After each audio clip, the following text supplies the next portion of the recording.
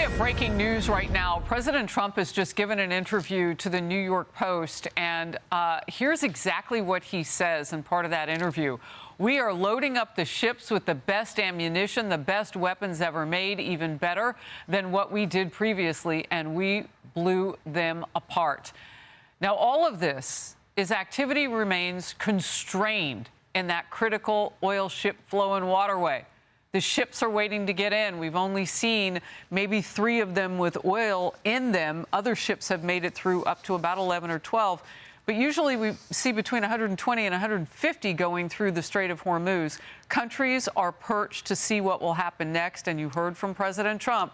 He's more than perched. He didn't pull anybody out of that region. This is a ceasefire in the war. This is not a complete deal. We know that J.D. Vance, our vice president, is on his way to Islamabad, Pakistan, to go meet with those who will sit at the table and make a deal happen potentially. But President Trump is issuing that stern warning to the regime at this point. Here's also what he has put up on Truth Social. In part, there are reports that Iran is charging fees to tankers going through the Hormuz Strait. They better not be, and if they are, they better stop now, exclamation point. However, Iran's supreme leader is pushing back. Well, you know, the son, Muqtaba, who nobody's actually ever verified if he's alive and if he's moving around and all that, since his relatives were all killed, including his Ayatollah father. But anyway, he's quoted to have said, "We are entering a new era with the management of the Strait of Hormuz. We did not and do not seek war. But we will not give up our rightful rights in any way, and for this, we consider all the fronts of resistance as one." I wonder what he means by that, all the fronts. He's hitting his neighbors, so he doesn't have any friends. Meanwhile, Vice President Vance is expressing optimism ahead of tomorrow's talks. Looking forward to the negotiation. I think it's going to be positive. We'll, of course, see. As the President of the United States said, if the Iranians are willing to negotiate in good faith, we're certainly willing to extend the open hand. If they're going to try to play us, then they're going to find that the negotiating team is not that receptive. So we're going to try to have a positive negotiation. The President has gave us some pretty clear guidelines, and we're going to see. Joy Jones, warrior on the couch here. The nature of this war is that we're in a 3-day-old ceasefire that doesn't look very ceasefire-y on the Iran side. No, and this probably was expected. I think this more than anything, there's a thing called tyranny of distance when it comes to planning war. And so the further you are away from your resupply, your beans and bullets and all of that, the harder a sustained effort is. And then you start this war, you're ahead of schedule, and then you realize, okay, all these contingencies for resupply, stopping the fuel, those are falling apart because of European countries afraid to be involved. Okay, now we need to reorient our compass and plan for this. I think it was the Ford we've lost already. So some of these assets that were there in the buildup are leaving. New troops are coming in.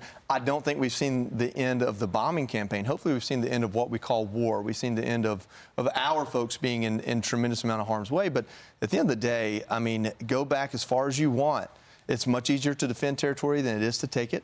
It's much easier to Vietnam, Afghanistan, just in our lifetime. It's just much easier. It's much harder to eliminate threats in Iran than it would be if Iran were trying to attack somewhere else. When you have the defensive position, you don't have to expend all your ammo. You don't have to have more people. And so people talk about, oh, they shot down one of our planes. I thought that we had air superiority. Well, we do because they're not flying planes. They're not bombing us. What we don't have is the ability to not know that they can do what the Mujahideen did to the Russians. They took cheap shoulder-fired rockets and took enough MiGs and helicopters down that the Russians said, hey, this costs more money than we want to spend on it. We're going to back on out of here. That is such a great example, too. And just think of how much kinetic activity had happened in Afghanistan, for instance, before we even got involved, right? And they had faced so much, and still we couldn't do it. And I think what we're seeing right now is that you can't just military your way to a victory. And we've seen over the last 40 years, you can't just diplomacy your way to a victory. It's up to President Trump and his team to learn how to use those two levers together to get to what they consider a victory. And as was outlined a week into the war, the victory was supposed to be, the goals were destroy their Navy, destroy their Air Force, destroy their ability to produce and fire missiles, and take away their ability to go nuclear. So as far as I'm concerned, those are still the four elements of victory. The Strait of Hormuz is not in there. No, but it's become something that, Rebecca, obviously Iran knows it can use that leverage because why? Right. Why? Because they're right there. Actually, the waterway doesn't belong to them. It's along their country. No, it's international. It belongs to all of us and belongs to nobody specifically. And so it's intolerable for the United States' perspective that Iran is going to claim that it can control the Strait of Hormuz. And remember, if Iran is controlling the Strait of Hormuz, that means China is, because China is the biggest backer and gets 90% of Iranian oil goes to China. The other thing I think it's really important, what Joey said is, I think all of this negotiation right now, Vice President Vance going to Pakistan, all he really needs to consider this a success, I think, is to get them to say they're not going to fire into the strait. That's the immediate problem. And I think we're going to then see an international force there escort some oil through the strait. You think NATO will get involved? I think they're going to see I think the Europeans are willing to do it if there's not open hostilities. And so they need to have the confidence that they can do that. And maybe if it's just temporary, get some oil through there. But we're still going to have all these other problems with this rump regime that exists. And then I think Epic Fury resumes in a few weeks, even if we do get some successful, safe travel through the strait. But I don't understand, Kayleigh, how Europe can sit by and not let us use the airspace and the things that our U.S. military, should we have to re-engage and just protect the strait so that ships can go through.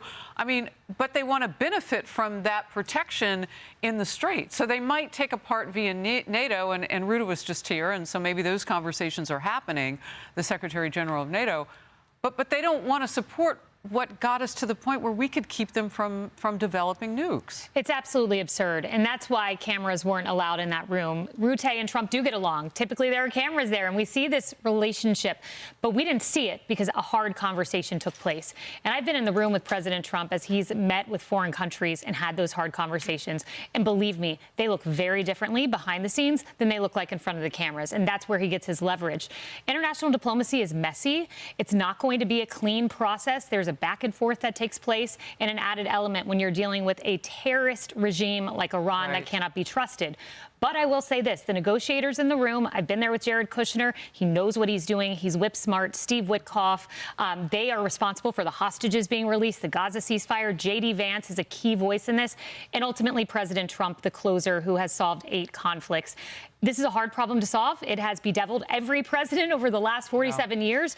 But I like the odds with this president. Well, and like Joey said, they're using the 2 levers. They've got the diplomacy, and you know we will use our might. So, Emily, one more point about all this is Israel and its continued battle with Lebanon's terrorist army that sits there. And now the Lebanese want to talk about dismantling that army. I don't know if they can, but that's a sticking point. Iran says Hezbollah has to be able to do what it needs to do against Israel. So that's a war, I guess, that just continues. Well, I think that underscores that different sovereign entities have different mission objectives, and they have different purposes that they're seeking.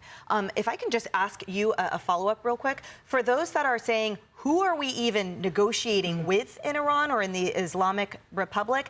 And secondly, how does that impact all of the proxies that were the source of so much death and destruction? Is it our Gulf allies that we can rely upon to help manage? Well, I think that this is a great question, Emily. And one of the things that the U.S. destroyed is command and control. It's the ability of the leaders to be able to communicate to the people in the field.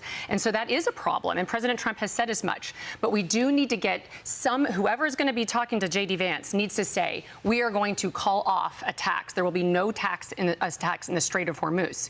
But it is a rump regime. We've taken out over 1,000 IRGC and besieged leaders. So we really have taken out the top leadership in the regime. It's really just a rump regime flailing at this point. Well, look, last hour we heard with a statement directly from the White House during the Faulkner Focus who would be sitting at the table on our side, Witkoff, Kushner, and Vice President Vance. We still, is your point, we don't know who's on the other side of the table. This is breaking just now from the President of the United States on Truth Social.